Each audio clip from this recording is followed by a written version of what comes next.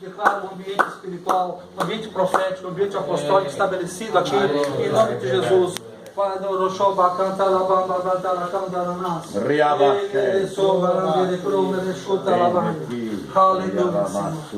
Aleluia, Senhor. Aleluia, Senhor. Glória ao teu santo nome. Glória ao teu santo nome. Aleluia. É só ligar aqui o negócio? Aleluia. Glória ao teu nome, Senhor. Aleluia. Aleluia.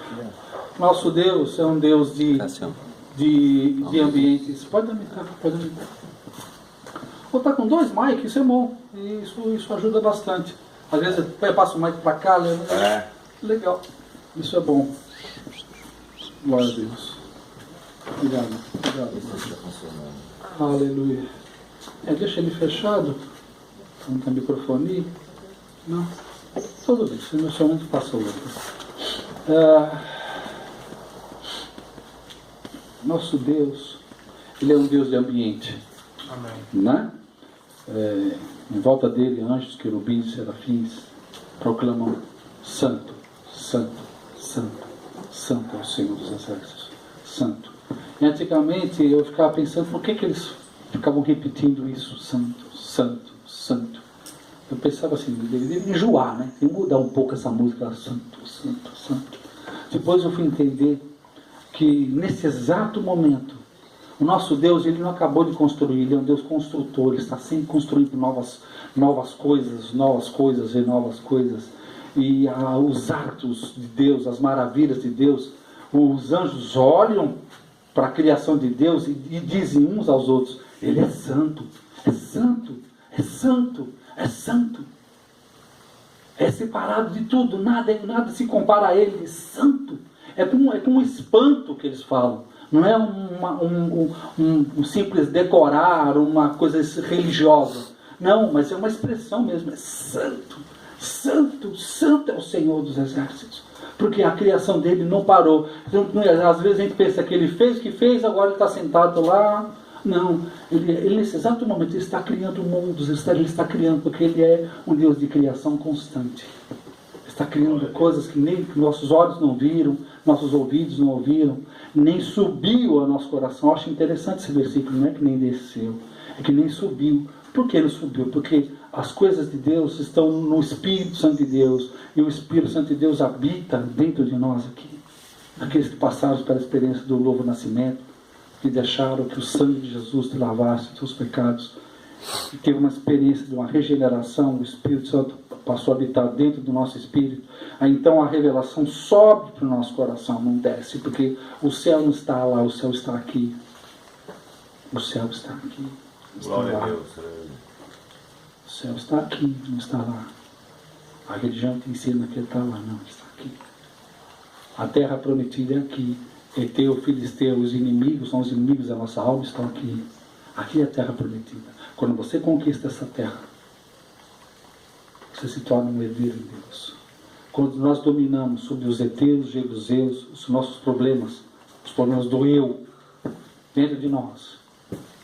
E quando nós olhamos, nós lemos o Velho Testamento, onde testifica isso, a estratégia de Deus para lutar com cada povo.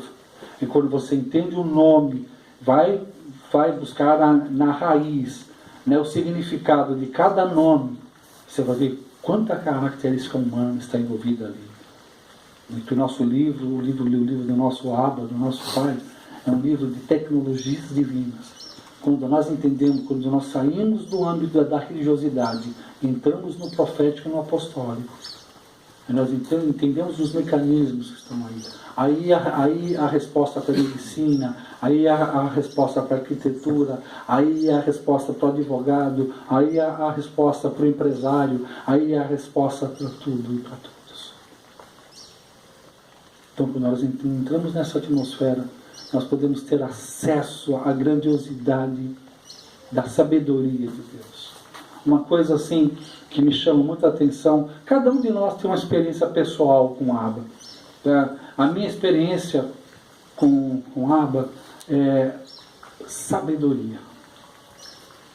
Assim, o que você mais gosta em Deus? Eu gosto de ver a arquitetura dele, a maneira como ele arquiteta as coisas dele. Eu fico assim, sabe, eu fico pasmado, eu fico embevecido quando eu vejo como que ele faz as coisas, o critério, né? Ele esconde uma coisa aqui, engraçado, né? E Deus levanta um libertador para Israel, e aonde que ele esconde o libertador de Israel para que o faraó não pegasse ele? O faraó do Egito era o perseguidor de Moisés. Deus pega Moisés e esconde ele aonde? Na casa de Faraó. Na casa de Faraó. Olha, não, para falar a verdade, nosso Deus não é gente não, né? Fala a verdade. Ele tem um senso de humor tremendo. Tá? Ele coloca a sua semente mais frágil dentro da casa do inimigo. Ele esconde no lugar mais improvável.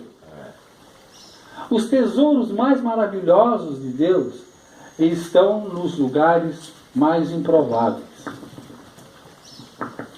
A sabedoria de Deus está guardada nas pessoas mais improváveis. A sabedoria de Deus está escondida dentro das pessoas mais improváveis. Glória a Deus. Mais improváveis. Mais improváveis. É da natureza de Deus. É da natureza de Deus esconder coisas preciosíssimas, poderosíssimas, dentro de vasos improváveis. Por isso vocês são escolhidos e escondidos. Glória a Deus. Para ser preparados. Vocês tinham uma vida lá fora. Bem-vindo a uma nova vida. Uma vida de propósito. Amém. Agora, nesse processo, nós estamos caminhando naquilo que nós chamamos de cura e libertação. Né? Quando nós entendemos quem Ele é, e agora nós vamos passar a entender quem nós somos. Né? Quando se lembra daquela parte quando Jesus pergunta para os apóstolos: o que eles estão falando que eu sou? Uns dizem que você é isso, outros dizem que você é aquilo. Aí pergunta para Pedro: o que você fala de mim? Fala: tu és o Cristo, o Filho de Deus vivo. O que Jesus fala? Pedro, tu és Pedro. Simão, tu és Pedro. Ele muda. Por quê? Toda vez que o Espírito Santo de Deus der uma revelação a você a respeito de Cristo, Cristo vai devolver isso, dando uma revelação de você para você mesmo, quem você é. Essa é uma obra maravilhosa do Espírito Santo. Sempre que o Espírito Santo de Deus revelar algo a respeito do caráter de Cristo, aí você muda o seu comportamento com relação a Cristo. Quando ele percebe que você fala algo revelacional para Jesus, Jesus reconhece uma obra do Espírito na sua vida e automaticamente ele muda o teu entendimento, ele te faz avançar no nível de revelação. Você não é mais Simão, você é Pedro. E Pedro, debaixo dessa revelação que você teve, que quem eu sou, você edifica uma igreja. Moisés edificou uma obra baseada no que ele ouviu na sarça ardente. Noé edificou uma obra baseada no que ele ouviu, construiu uma arca. Pedro levanta uma igreja baseada numa revelação do que ele ouviu. Paulo faz aos gentios baseado numa palavra que ele ouviu. Então o justo viverá por uma palavra, por fé, uma palavra substancializada ao nosso espírito. A gente não vai viver por hipóteses. Quando você vive por hipóteses, pode ser que aconteça, pode ser que não aconteça, pode ser que você tenha que fazer tudo para que ela aconteça. Aí o que acontece? Nós começamos a andar na força do homem, na força humana, aonde nós caímos em vários problemas da alma. E é isso que nós estamos conversando nessas semanas. Okay? Hoje nós vamos iniciar um novo capítulo, um próximo passo. Abra a Bíblia de vocês no Salmo 30. Então vamos iniciando aqui. O que nós vamos falar? O assunto de hoje chama-se Raízes da Depressão. Ok? Raízes da depressão. Quando eu falo raízes da depressão, o que eu quero dizer? Todo problema, ele tem uma raiz, tá? Ele tem uma gênese, ele tem um motivo. E muitas vezes nós ficamos trabalhando com os sintomas e não com as raízes. Ok? Muitas vezes nós ficamos lutando com o sintoma, tá? Muitas vezes as mães de modo geral, elas ficam meio preocupadas quando o nosso filhinho, nossas filhinhas pegam uma febre. Ai, estou com febre, vou dar um antifebril para ela, porque ela está com febrinha, eu vou tirar a febre dela. Desculpa. Sem ela entender que a febre é um sinal de alguma coisa enterrada no corpo. E que o próprio organismo aumenta a sua temperatura corpórea, para que por intermédio desse aumento da temperatura venha a combater esse elemento mau que está no corpo. Esse vírus que está no corpo. Então muitas vezes não é inteligente você tirar a febre. Você deve controlar, mas não tirar a febre. Porque a febre é a primeira arma do corpo contra o mal do próprio corpo. Mas muitas vezes as mães entendem mal. Sem entender também que a febre ela é um sinal de alguma coisa. Ok? Então nós vamos estudar daqui para frente, nas próximas semanas, tá?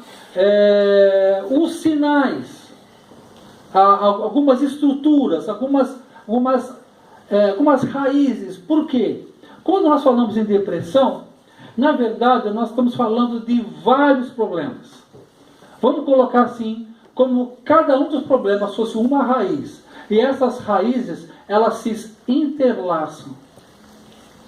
Tá? E a nossa volta, no nosso viver, nos deixando trancafiados nas nossas emoções, na nossa alma, e nos leva a um lugar de cativeiro. Ok? Vamos lá? Está funcionando já, Cassio? Ah, beleza. Vê se está funcionando o microfone. Não? Dá uma ligadinha, vê se a gente consegue fazer aí. Só. Beleza. Falou. Mas vai ser muito bom. Salmo 30. Salmo 30. Faz a voz do Cid Moreira aí. Salmo 30. Lê aí do versículo. Lê do versículo 1. Eita, Lili. Do versículo 1 ao versículo 12. Por favor. Exaltar-te, ó Senhor, porque tu me exaltaste, e não fizeste com que meus inimigos se alegrassem sobre mim. Senhor meu Deus, clamei a ti, e tu me saraste. Senhor, fizeste subir a minha alma da sepultura, conservaste-me a minha vida para que não descesse ao abismo. Cantai ao Senhor, vós que sois seus santos, e celebrai a memória da sua santidade, porque a sua ira dura só um momento, no seu favor está a vida. O choro pode durar uma noite, mas a alegria vem pela manhã. Eu dizia na minha prosperidade, não vacilarei jamais. Tu, Senhor, pelo teu furor, pelo teu favor, fizeste forte a minha montanha. Tu encobriste o teu rosto e fiquei perturbado. A ti, Senhor, clamei e ao Senhor supliquei. Que proveito há no meu sangue quando desço a cova? Porventura te louvará, ó pó. Anunciará ele a tua verdade? Ouve, Senhor, e tem piedade de mim. Senhor, se é o meu auxílio, tornaste o meu pranto em folgueto, desataste o meu pano de saco e me cingiste de alegria, para que a minha glória a ti cante louvores e não se cale, Senhor meu Deus, e te louvarei para sempre. Amém. Para que a minha alma Versículo 12. Para que a minha alma cante louvores e não se cale o Senhor. Ok. Bom, então agora vamos voltar lá. No versículo 1. Meus inimigos, tá? Exaltar-te, ó Senhor, pois Deus meu, pois tu me levantaste e não permitiste que os meus inimigos se alegrassem sobre mim. Davi, vamos primeiro dar uma contextualizada aqui. Davi teve um período na vida dele em que ele passou por uma grande depressão. Tá? Davi, ele era um guerreiro. Tá? E a gente fala assim, né? E depressão não é uma coisa de gente fraca. Depressão é coisa de gente que quer guerrear. E que em algum momento na sua vida perdeu o foco. Obrigado pela palavra. Tá? Então, a nossa questão, você vê como Deus trata com isso com Elias, um tremendo profeta de Deus, Eliseu, Jeremias, Isaías. Isaías criticava muitos outros, até o capítulo 5 de Isaías, no capítulo 6, Deus aparece para ele, aí ele fala, eu sou errado. Deus vai alinhando o nosso foco. E a depressão, ela é um sinal a depressão ela é um sinal que alguma coisa está errada. Então, fazendo uma abordagem mais positiva, mais realista da depressão, a depressão, ela é acima de tudo, como princípio, é um sinal, é um alerta que alguma coisa está errada. É igual a febre. Tá? Então, muitas vezes, nós tentamos calar a nossa alma com antiansiolíticos, antidepressivos. Não estou falando contra, não é isso. Estou falando que os remédios te ajudam a controlar, mas não resolvem. Tá? Essa campainha está tocando para que alguma coisa está com problema. Todo mal, todo fruto mal, ele também tem uma raiz má. Ok? Então, vamos lá. Quando ele fala dos meus inimigos, há um tempo que Davi estava lutando com os inimigos de fora. Mas há tempos na vida de Davi que ele estava lutando com inimigos internos. Problemas internos. Davi era o mais novo. Você lembra como é que foi quando ele foi para ser ungido do rei? Deus fala para o profeta Samuel, vai lá na casa de Jessé e unge o profeta. Samuel vai lá, fala com Jessé, Deus veio aqui, tá que eu vou ungir um doido aí, tá, mostra os seus filhos. Aí Jessé foi mostrando todos os filhos. E nenhum deles era o rei, né? Deles era ungido.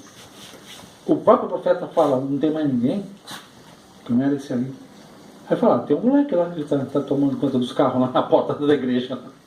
Tem um diácono lá, né? Tem uma atalaia, né? Tem uma atalaia lá, né? Chama atalaia, porque os que estão aqui no púlpito não são esses, né? O que eu tenho está lá fora. Chama atalaia lá. Chamou Davi. Glória a Deus. Chamou Davi. Era Davi, ungido. Ele foi ungido? Foi ungido.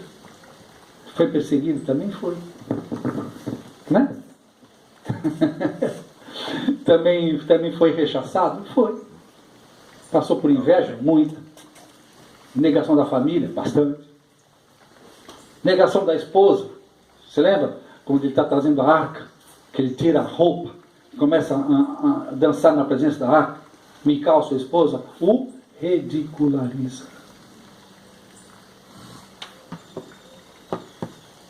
Lembram disso? Então ele é um homem de batalhas, mas também é um homem de constantes lutas externas e internas. Então a gente vai entrando nesse contexto e vai vendo como é que é o tratamento de Deus pela sua palavra conosco, como foi com Davi, assim será conosco. Okay? Então, por quê? Porque é interessante, né? É um homem que cometeu os pecados que ele cometeu, vocês já sabem disso. E até hoje, você vai em Israel, tem a estrela de Davi. A bandeira de Israel é a estrela de Davi. Engraçado, não é? Não é o manto de Elias, não é o manto de Eliseu. Mas é o rei Davi, um cara que pecou. O cara que mandou matar o melhor amigo e cobiçou a mulher dele. E, no entanto, como é que até entre os próprios judeus Né? Tem que ter pelo menos 10 Davis, né, da família de cada judeu. Tem que ter uns Davizinhos lá. Né? Talvez a gente tivesse coragem de colocar esse nome assim. Né? Por quê? Porque Deus está mais interessado, não está interessado como você vai começar, mas está interessado como você vai terminar a sua história. Davi é um homem que ele começou mal, mas terminou bem. Porque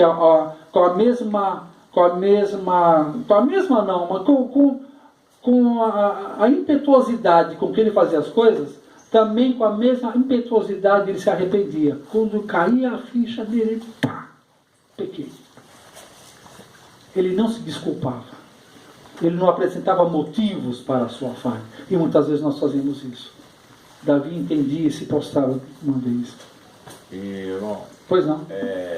Pega lá. tá ligado? Tá.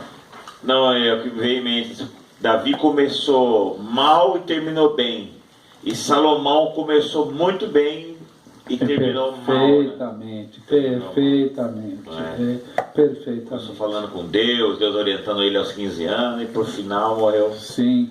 Fez uma das orações mais pertinentes dele, pediu sabedoria. Né? Não é impressionante isso? E o que o cara faz com a sabedoria dele? Né? Final.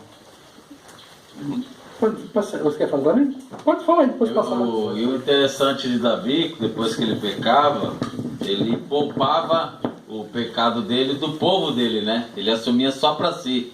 Deus, Amém. perdoa-me. E não leva, ele intercedia o povo dele, só assumia o pecado dele, tirando o povo dele da reta, né? Sim. E naquela época, para Deus, o pecado de um rei era pecado no povo inteiro. Exatamente, tinha uma visão da sua responsabilidade. Ele livrava, não, eu pequei contra ti, poupa meu povo, né? E minha descendência. Sim, passa para ele lá, fala lá.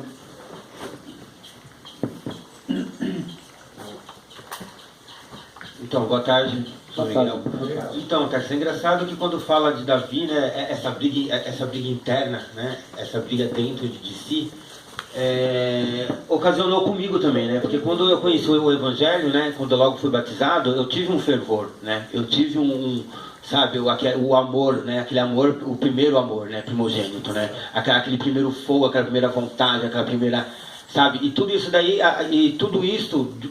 com o tempo, estagnou, tudo isso com o tempo parou, né? Por quê? Porque eu estava com muita guerra interna, eu estava com alguns problemas, né? Problemas com o quê? Problemas em casa, problemas com a droga, problemas com droga, que eu estava com problemas, né? Começando e tal, e tudo aquilo me preocupava por eu estar dentro de uma igreja, por eu estar indo para a igreja, mas sim, claro, para tratar também esse problema, né? Então, isso foi paralisado, isso foi começando a paralisar, né? Esse meu fogo, essa minha vontade de estar indo ganhar almas, né? De estar indo ter um berço evangélico mesmo, ter um lugar dentro um ministério na igreja. Então, tudo isso daí foi esfriando. Foi esfriando por quê? Por causa dessa guerra que existia dentro de mim, a guerra, né, da drogadição, e também os problemas meus com a minha mãe, com as minhas irmãs, né? Então isso foi esfriando, né? Isso fez até eu sair até mesmo da presença do Pai, fez eu sair da presença da igreja, né? Porque eu fui batizado nas águas, fui batizado no Espírito Santo, então houve essa frieza, houve essa guerra interna diante da minha vida, né? Mas o fervor eu tinha de chegar e colocar a mão mesmo, de impor as mãos, de ir para a oração, de ir para a luta, para a briga, né? Como a gente fala, né? Então, para a guerra, né? Então, isso daí ocasionou de eu estar aqui agora, né? Mas eu estou atrás, eu estou procurando novamente sabe, esse fogo, né? Novamente essa santidade, esse né? Para que eu possa estar, sei lá, diante do Pai novamente, para que eu possa... Amém. Valeu. Alguém aqui tem a vontade, pelo menos a vontade de trabalhar nessa área de pura libertação? Pode, deixa com você aí. Quando passa, você passa para o lado. Eu tenho, pô. Nossa, que legal. Olha, 1, 2, 4. Então temos aqui. O Lê também. Poxa, não sabia, né? Não sabia disso. Eu não. Eu não gostava desse bagulho, não. Rapaz, pra mim, eu tô meio assim, né? Deus me chamando pra... Deus me chamando pra Nínive, eu tô com a Nínive pra Tarso, entendeu? Tá? Então, mas, apesar de... Olha, eu fui da equipe de libertação, pessoas são ícones na área de libertação no Brasil, ficaram hospedadas na minha casa, gente de pregação internacional ficou hospedada na minha casa. Eu não gostava, não. Eu acho que pelo fato de eu não gostar, eu conseguia fluir mais rápido. Entendeu? Porque como eu não gostava do bagulho, já dava um liquida logo, entendeu? Já estava pronto. Agora, ele tocou num assunto, um assunto muito, muito bom, tá? Vamos dispersar, não. Deixa ele aí. Jesus nasceu na manjedoura, tinha vaca, boi, tudo ali, então dá uns cachorros, eu adoro cachorro. Né? É melhor um cachorro que um peito de cachorro, né? Não é verdade. Deixa eu falar uma coisa para vocês, espera um pouquinho. Aproveitando o gancho que você desliga o teu mic. Você ligou? Tá. Gente, ele falou uma coisa aqui, ó. É o mal de todos nós. É o mal do sistema que tem acontecido no mundo. Tá? A ordem cronológica de Deus é o seguinte: salvação, santificação para frutificação. Ok? Primeiro nós somos salvos, depois nós somos santificados, para depois nós sermos usados. Você usou duas expressões-chave aí: ganhar almas e ministério. Sendo que você não tinha passado pelo processo de santificação. Isso tem acontecido muito nas igrejas. O cara é um bom orador, o cara fala bem, então está salvo, bota ele para fazer alguma coisa. Bota ele para frutificação sem santificação. Frutificação sem santificação, você até faz uma obra, os inimigos vêm e te cata. E te retalha todinho. Porque antes de você dar um fruto de frutificação, você tem que dar um fruto de santificação. Quando dão uma ordem ao seu povo, e descerá sobre vós, e serás batizados com o Espírito Santo, e que mais? Com fogo. Com fogo. Com fogo consumidor, glória a Deus, isso aí. Então, eu fui batizado com o Espírito Santo, fosse. Agora eu te pergunto, where's the fire? Onde está o fogo? Entendeu? A igreja tem batismo com o Espírito Santo, porém não tem fogo. O fogo não é para xangamanaia, isso não é fogo, não, velho. O fogo é para te purificar. Acho que é emoção, né? É o Pentecostes. É o mesmo Pentecostes da igreja de Coríntios, que tinha sinais e maravilhas, porém o cara dormia com o pai, o cara dormia com a mãe do pai. Vocês leram isso em Coríntios? A mesma igreja que tinha os dons do Espírito era uma igreja totalmente profana. Por quê? Não, santificação. Foi. Não, você faz o tem um monte de pergunta aí. Hoje está com a lacre aberto, né? Mas vamos posicionando isso, porque você deu respostas, você lançou fundamentos e você mesmo. Então, estou me perguntando. Tá? Então, essa que é a questão. Antes de nós antigamente, aliás, se você pegar João Batista, o que ele fazia no deserto? Que tipo de pregação que ele dava no deserto? Arrependimento. E como é que ele falava? Raça de víbora. Por que ele falava raça de víbora? Porque ele olhava para a tua cara assim e falava, sua jararaca. Quando olhava para você, falava, sua cascavel. Por que ele fazia isso? Porque cada cobra tem uma característica. E por essa característica, ele estava falando com você numa linguagem profética, qual era o mal que você tinha. do que você tinha que se arrepender, ele te mostrava a raiz do problema. Está entendendo isso? Então, quando a palavra profética vinha na sua direção, provocava em você uma salvação baseada em arrependimento e não em emoção almática.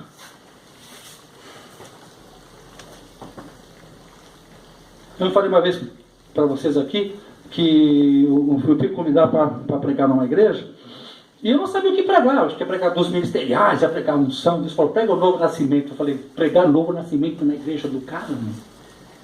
Prega a salvação lá. Eu falei, pregar salvação? Comecei. Preguei, não, eu não sou pregador. Eu ensinei.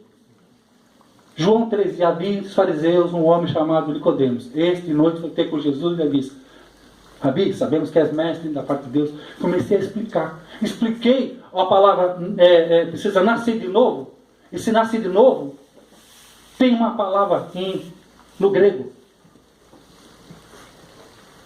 Anotem. Quando eu expliquei o significado dessa palavra, e fiz a explanação, que eu fiz um apelo, gente, 80% da igreja veio para frente. Cara, meu irmão, eu entreguei o Mike para a liderança e saí fora.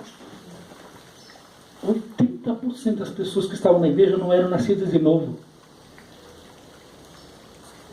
Não é raro se você explicar o novo nascimento. Porque você entrar numa igreja, a música é legal, as pessoas são legais. Né? Faz amizades. Você não bebe, não fuma, não vai no forró. Fica aquela vidinha. Aí você pensa que você está salvo. Não! Que salvação não é algo que você faz. Salvação é um milagre.